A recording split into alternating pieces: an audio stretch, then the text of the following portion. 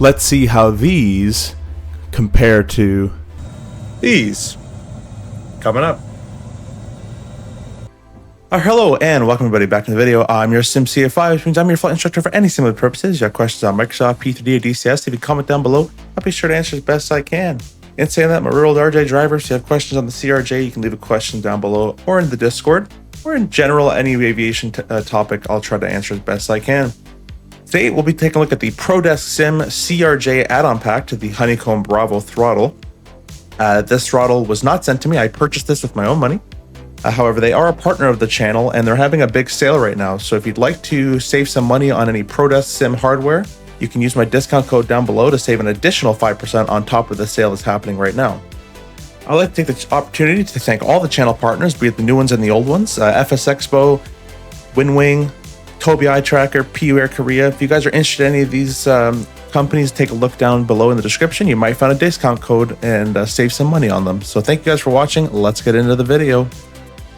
Okay, well, as you guys can see here, we have the PRODESKSIM CRJ throttle kit. They also sell a Challenger kit as well. This will retail for roughly $250 to $300 after tax and shipping. With right now, there's a sale going on, and as I mentioned at the beginning, we do have a 5% discount code in the description you guys can use. It's code YourSimCFI, and you can save 5% off on top of the sale. So, looking at the throttle quadrant, you just click into your Honeycomb, like any other add-on you have.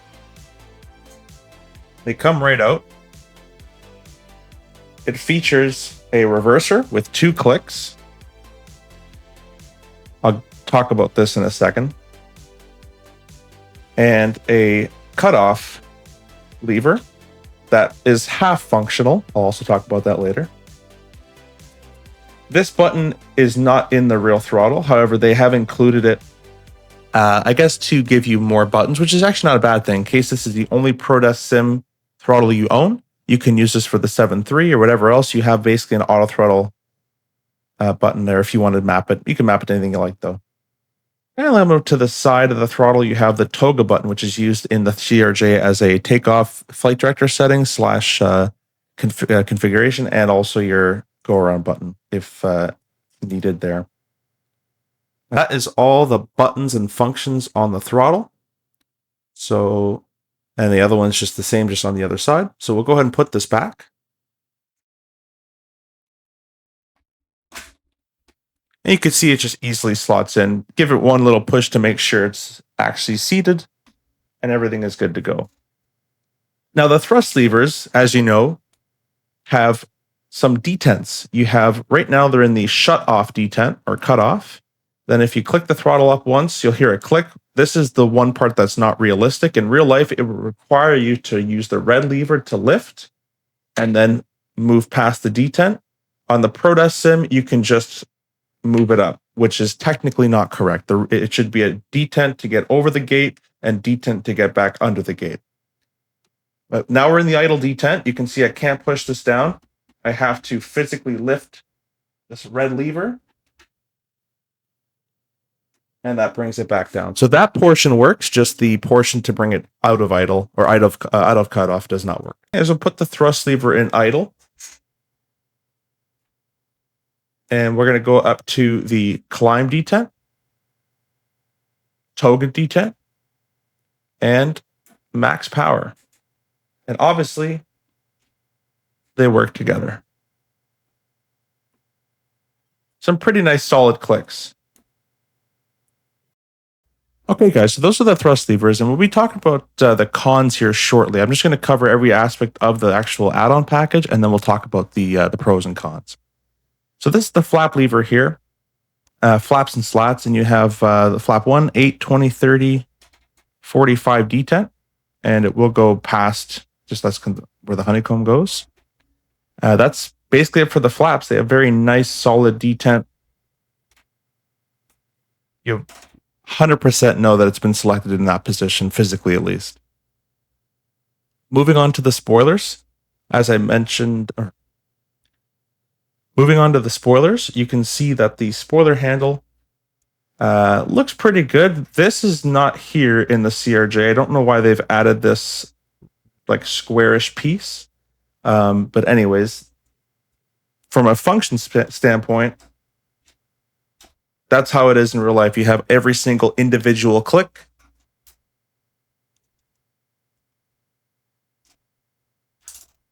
And so the way we would use this in real life is we'd go a little at a time if we could help it. So we'd maybe do 1, 2, 3, 4, 5, 6.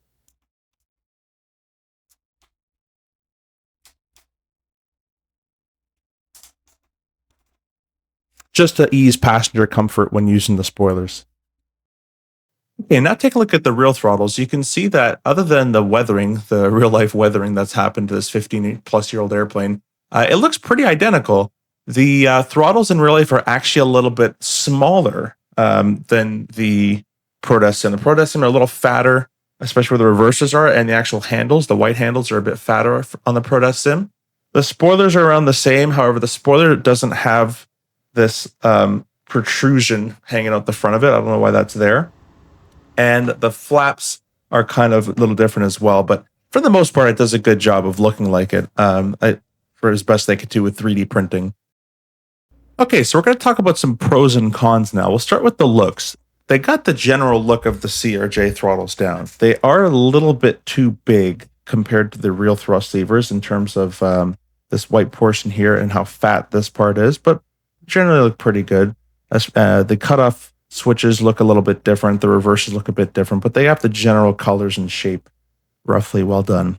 The spoilers, as I mentioned, has this thing. If they just cut that off, you'd have the spoiler the way it should look. The flap levers, again, there should be that wall that protrudes between, and then you'd have a pretty good, flap, but it's good enough. The other pros I like about this are the spoiler and flap detent, or every detent they have. So when you move it, it's a nice physical click on the spoilers and the flaps. The thrust lever detents, I think, need a little bit more oomph to know that you're in them, but they're not bad either. A third pro is it's basically plug and play, because it takes your current Honeycomb settings and you just plop on your thrust levers and spoiler flap add-ons. The buttons will work as long as you map them to work. I use MobiFlight to make them work, and I'll show you in this video how I've gone ahead and done that as well later on. And lastly, if you fly the CRJ a lot, they're going to be a great throttle for you, because as I use them in real life all the time, I wanted to replicate that as much as possible to have all the detents properly done and all the little spoiler detents and all that. So they are good to replicate as close as possible to the real airplane in that regard as well, from a semi-functional to looks standpoint as well. Right now we're going to talk about the cons. We're going to start from left to right, and I'm going to move this way, and we'll talk about the cons. So the only con I have with the spoiler is this thing. I don't know why that's there, and I've mentioned this already, but that's it. Spoilers are pretty much perfect. Even every detent feels really good, so that's all great. The thrust levers I have a few. We'll start from I've already mentioned the idle cutoff thing. I can just bring this up. I shouldn't be able to do that. I should have to physically lift it and then bring it over. So I've talked about that. I noticed the thrust levers come out pretty easily once they're in this cutoff position as well. I don't know why. The buttons feel a little bit cheap to me personally when you're paying this price. And the other thing is, I've had twice this shipped to me. So story time. I had this shipped to me originally. Again, I paid for this with my own money. The right thrust lever wouldn't even actually click into the detent, so I had to email PRODESKSIM. They sent me new throttles free of charge. I actually have them right here. As you can see, the left one actually worked just fine, but just this right one didn't work. He went ahead and sent me actually just 2 brand new ones. So that was good customer service on that part. However, this one still sometimes gets a little bit unclicked from its position. I don't know why. You can see I just had to push it in. The other thing is, in both times I got shipped it, I had these screws in the bag and not actually in. And you can see what that causes is a splitting there if I pull. So I'm going to have to get a long screwdriver to put those back in there. But it's happened actually twice to me on both left and right throttles. Not a super big deal, but again, when you're paying that kind of price, I kind of expect it to be solid and perfect. Coming over to the detents here, again, I wish they were a little bit more, had a bit more oomph. And then finally, in real life, to get from toga to max power, it takes 40 pounds of pressure. And obviously I can just do this. And again, I'm probably being harsh because it's meant for simulators at home. But when when you're paying upwards of $300, I'm going to expect a bit more out of it. Personally, that's just me. I could be wrong. It's still a great set. Still elevates the simulator experience with the CRJ. But this is things from the real airplane that I'm bringing here. Lastly, the flaps. They're missing the flap 8 detent. You notice how in you probably best way to describe it. If you fly the 737, they have you have to pull up to get it from 5, and you have to do this little janky thing to get it from 5 to 15. It's kind of the same thing where you kind of have to play with the flap, a little bit of a pull, like a pull push thing into flap 20. That's not here in this airplane. The other thing is in real life, if you have to do a go around, the calls are hit my camera. The calls are go around. You go ahead, and the pilot flying will select toga thrust, and then with positive VREF speed, you're accelerating past VREF. The pilot flying is going to call flap 8, and the pilot monitoring can whack this, and they're going to hit flap 8, and they're not going to be able to go past it unless they do go past the detent. Here, if I whack it, I can go all the way to 0. That's the only thing. I would like to have a detent stopper at flap 8. To simulate that a bit if that was possible. But that's it for the cons. Again, great customer service from PRODESKSIM. I've mentioned the problem. I took pictures and videos. They sent me a new one, no problem. The rest of my cons are more just functional, as they don't really relate to the real airplane as well as I thought they would have. But again, for flight simulator use, if you just fly the CRJ a lot and you have the Honeycomb Bravo, I think this is the best you're going to get at the current time. Oh, yes. And before I forget, the last con are these reversers. These reversers don't work at all like the real airplane. And the real plane, I'll show up a video here coming up shortly, but the real plane has buttons here. And what you do is you'd click the buttons and it would kind of get them into the first detent, kind of like this actually. And that would be your idle reverse detent. And then from there, you'd have further detents pulling all the way up into max reverse. This throttle system just features 2 detents. It has a click for whatever that is and a click for whatever you want to make that. However, both of these in the sim register as button 10, I believe, or button 14. I would have much rather have this, if they couldn't do the buttons or anything, I'd much rather have this be an access. That way you can control how much reverse you're adding in rather than 2 buttons, because I can only really map one of them. In real life as well, unless it's contaminated, we only use idle reverse. We don't use any more, or at least at my airline, we don't use any more than idle reverse unless the runway and or the contamination deems it's suitable to. But we save the engine life that way a little bit more. So yeah, it should be 2 buttons, clicks into the idle, and then from there I can pull for more reverse into more detents. I actually don't know the number of detents. I want to say there's 4 to 5 of them that you can pull through the different stages, but I could be wrong about that. So I'll have to go back and count. Anyways, I'd like to add that one in there too. So these are the real thrust levers. You can see in the idle reverse right there, they have those buttons at the bottom. So you'd click those and it would bring it into the idle reverse stage. And then from there, you'd be able to continue pulling through the multiple detents into max reverse if you needed it. I've actually yet to use max reverse in 2 years of flying the CRJ. I've maybe used like 30% reverse thrust. Usually we're just in idle reverse though. So anyways, I thought I'd mention that here. Okay, so now we're in the simulator at LaGuardia. I didn't run the MK Studios LaGuardia, unfortunately. I just kind of completely forgot. But if you guys like to pick up any of those sceneries or the CRJ, you can use my contrail code down below as well. And we're in here. We have the thrust levers. You can see we're at idle. We have climb, toga, max power. All works. You have flap 1, 8, 20, 30, 45. And over here,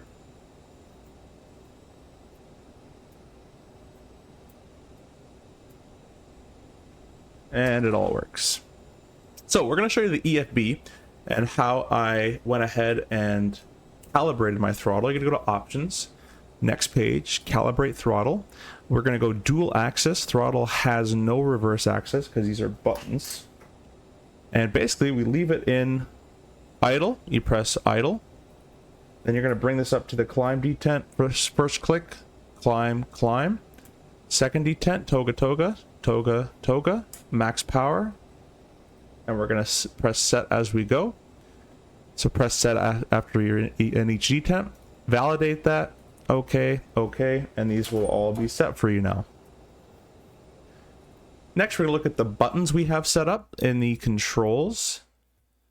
We're going to go and select our Bravo throttle quadrant on the right side here. And I'll show you what we have power management wise, throttle. We just have the reverser axes, obviously, to control the throttle axes. I have a hold reverse thrust bound to I think the left one it was, yeah. Autopilot wise, we have the auto throttle toga button. And then we have our spoilers and our flaps. Lastly, I have these cutoffs mapped in MobiFlight. So I'll show you guys how we map those. Alright guys, well, because I got this brand new Winwing PAP 3, my MobiFlight is all set up for this. So we're actually going to make our CRJ bindings together. And what we're going to do is we're going to scroll to the bottom here, and I'm going to do add a new input config. This is the beta version of MobiFlight, mind you. The module will be the Bravo throttle quadrant, and we're going to scan for input. Lever 3 detent. On press, it's going to do Microsoft Flight Simulator, Aerosoft, CRJ, engines, number 1 throttle position shut off. On release, it's going to do Microsoft Flight Simulator, Aerosoft, CRJ, engines, number 1 throttle position idle. Press OK. We're going to go ahead and copy that if we can, duplicate, and I'm just going to change this to lever 4. And instead of throttle 1, it'll be throttle 2 position shut off. On release, throttle 2 position idle.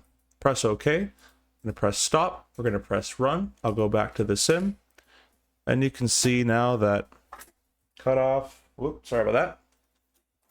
And cut off. They both work. And then bringing them back. And they both work. So that's how I mapped it in the sim for the shut off detents. You can see toga works as well. And then the reverse works like that. Unfortunately, in the sim, it's very unrealistic, but that's kind of the only way you can really do it. Well, that's about wraps this video up. I hope you guys enjoyed this review. Again, there's many pros and many cons, but at the end of the day, if you want a CRJ throttle at home, this is the only one you'll be able to get, and it's not a bad option. I think the price is a little steep, but for me, it's worth it because I like to practice some stuff at home, especially before I do my check rides and all those sims every 6 months. Be sure to stay tuned for more content. We just got the Tobii eye tracker, so we'll be doing streams and videos with that. The Winwing PAP 3 was also sent to me by Winwing, so I have a review on those and some RNAV approach tutorial I made with the CRJ using the PAP 3, so you can go check that out if you've never done an RNAV approach with the CRJ. I have a video for that on CRJ version 2.1. And in the future, I have my Moza yoke coming as well, and some a better, more high definition camera for the stream that will allow me to zoom in on things. So when that Moza yoke comes in, we'll be doing some Kodiak stuff, some 737 ops. PU Air Korea has sent me their 737 FMS faceplate. So with the yoke, the faceplate, and the PAP 3, hopefully the EFIS is soon. We're gonna have some cool 737 streams coming up for you guys as well. And of course, the CRJ. Stay tuned. Thank you guys for watching. I'll see you guys in the next video.